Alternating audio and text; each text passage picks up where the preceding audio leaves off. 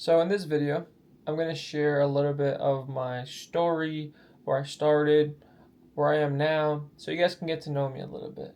And I think I have a pretty interesting story, and there isn't many people that can relate to it. So I think it's a little bit unique, um, especially in this space. So in the online money space, info, entrepreneurship. So this is a story about how a kid born in a war-torn third third world country, it's a little tongue twister to say, went from having absolutely nothing to building his own agency and working with seven-figure clients. Yeah, my name is Kareem. I'm that kid. That was my start. That was my start. Pretty much a war zone. Hearing bombs blow up and running to my mom crying because the house is shaking, window shattering. I'm scared, like what's going on. I'm a little kid. I'm a little kid. So yeah, that was reality. Like, quick side story. There was multiple times where I could not be here right now. There was a time where I could have lost my vision because when the window shattered, I still remember this vividly. The pieces of glass is like going by in slow motion, just everywhere. But for some reason, somehow it didn't hit me. The only explanation to that is God. So I'm blessed. Now, we're going to fast forward a few years. We moved to a new country, starting over from zero. Imagine being a kid, having to rebuild your entire life from scratch, leave family behind, friends behind, learning a new language, and adapting to an entirely new culture. That was me. At a very young age, I had to deal with that. And shout out to my parents. First of all, without them, I wouldn't even be here and have the opportunities that I have. So, mom and dad working nonstop just to pay the bills. They gave up on their life, pretty much, gave up on their dreams and their purpose. So, me and my brother can have a better opportunity and have more opportunities than what they had growing up. So, shout out to them. They're the goats for you. Now, we moved around a lot. We moved here. I was 8 years old in a new country. And yeah, we went through everything, right? Low income housing, Section 8, moving around a lot. Now, as a kid, for people who've moved around a lot, like if you have like a military dad or something, military family, you know that sucks, right? Middle school, cities, high school, different high school. It's going to be a little bit harder to make friends because you're always moving. So it's like, what's the point? Now, we didn't grow up in the best environment, so our parents tried their best to get my brother and I out of trouble. That was just our reality. I'm not ashamed of it, and it's exactly what built me. I think that's what gave me the fire I have inside of me to want something great and pursue greatness every single day. Versus if I did have a comfortable life, I was born into a great situation, family have a lot of money. It's like, okay, what's the reason to even work so hard? Like, I have everything. Like, if they can just pass it down to me, and I'll be chilling. So, in a way, it's a blessing, and I'm grateful for it because I wouldn't want it any other way, to be honest. Because I want to earn everything I have, and I have earned everything up to this point.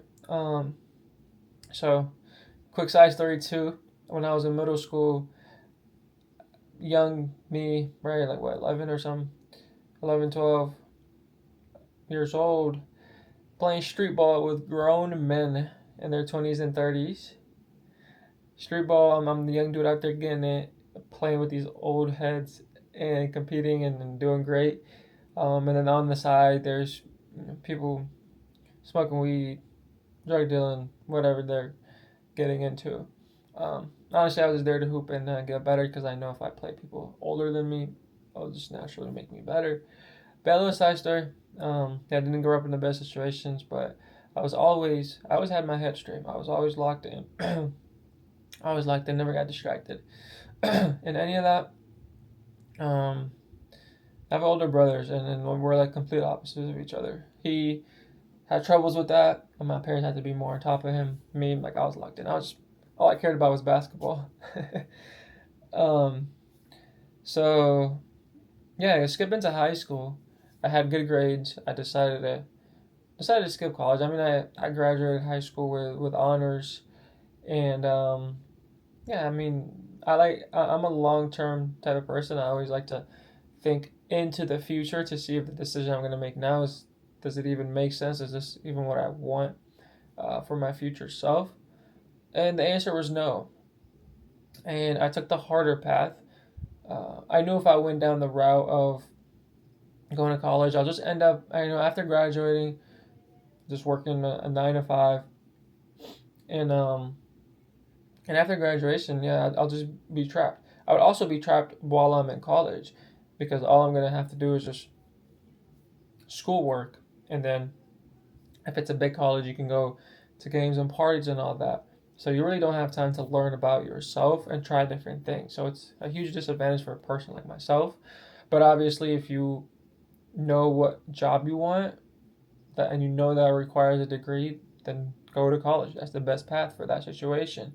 So if you want to be an engineer, lawyer, doctor, whatever that needs to have a college degree, yes, go to college. That's the best thing for you to do, obviously. But if you don't and you're lost, I have a different opinion on that, and you'll see. And that's pretty much what I did. Okay, I tried everything, right? Me not going down that route, this gave me the opportunity to learn about myself and see what I like.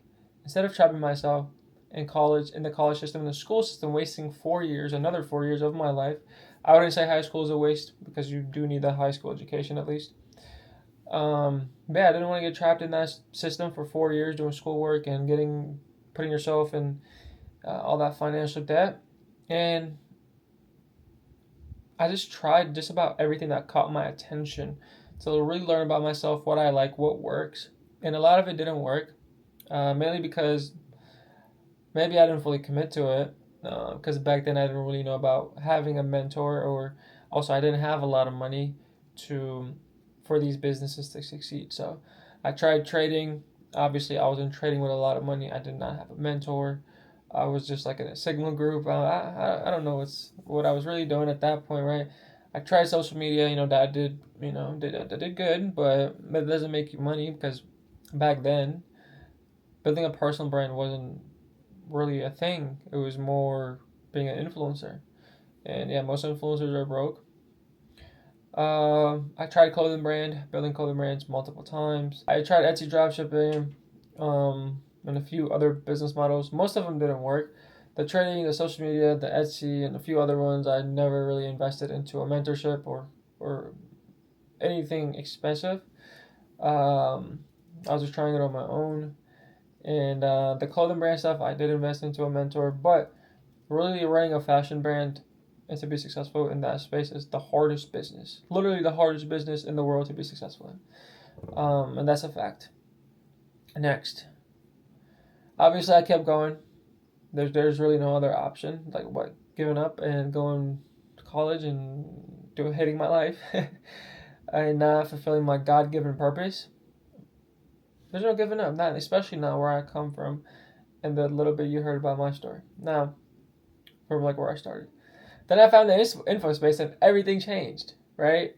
And because of that, like, I know now, when I tried trading social media, Etsy drop shipping, back then I thought I was trying, but I wasn't fully trying, because you really need a mentor to really help you, and you need a good amount of capital saved up to be successful in business and entrepreneurship.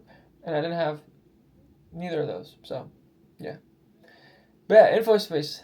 This is when I started making consistent money. In 2023, I started as an appointment setter. I started late at the bottom, which is nothing new to me. I'm used to being in the trenches, setting appointments, learning the game, understanding how info business works from the inside. So, yeah, this really gave me a good understanding. I started developing an entrepreneur mindset, a money mindset. I would say I was a little bit late to the game. Most people start when they're 18, some even younger. I started a little bit later. I started having a money mindset a little bit later. But around this time when I started appointments, then this one I started thinking like, years ahead. I was thinking like, okay, I need to invest in this. I need to invest into this. I need to save up this much, and this total amount so I can invest these into these things and buy this car and do this. I just try to like take 20 steps ahead of me when I was just barely getting started at the appointment center. But yeah, 3 months later, I became a closer, moved up really quick. I was on Zoom calls, closing deals, learning how to objection handle, learning how to lead a sales call and be a leader, um, learning how to be an entrepreneur, because when you do high ticket sales and you're a closer, you're pretty much an entrepreneur.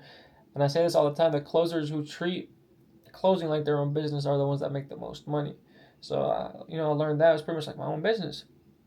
I learned how to actually sell. I learned human psychology, and I just improved my communication overall to the point where I can just talk like this to a camera without having to sit and pause on what to say.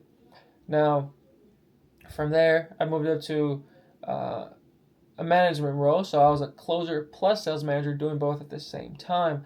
I was deep in operations, the process, the systems. I understood every part of how a successful info business runs, right? Especially if you start as a setter, you work your way to a closer sales manager. Like, you get to see everything. When you're in the info space for like over a year, you get to see how everything works. So it kind of makes sense, right? It's like a natural progression. Setter, closer, sales manager, and then from there, if you want, like me, is get into the marketing as well. Because ideally with sales, you're doing marketing, but just with your mouth, like with words and speaking to the people, versus copy. So it's not that different. So transition to full sales and marketing for info offers, building out funnels, sales teams, organic content strategy, paid ads, automation systems, all of it. Full stack. Anything you need, I got. Now, from there, of course, kept growing, booked my own agency, working with 7-figure clients where we are now. This right here is a real started from zero story. Like, a lot of people say that they come from nothing or they grow up in the ghetto or whatever. They grew up struggling. But I was born in a third world, war-torn country, and then moved here for more struggle. That's where you started, if you did actually struggle. So yeah, this is a true starter from zero story, and I'm not gonna say to 0 to 100 because we are not done, baby. We got a long way to go. We still got bigger goals. Once we hit one goal, we're on to the next goal. That goalpost keep moving. That's what makes it fun. It's about the journey. But yeah, no college, right? No handouts, no shortcuts. Just straight work. That's what got me here. Now, that's a little bit about my story without getting too much into details, but that should give you a rough understanding and help you get to know me a little bit more. That was the point of this video.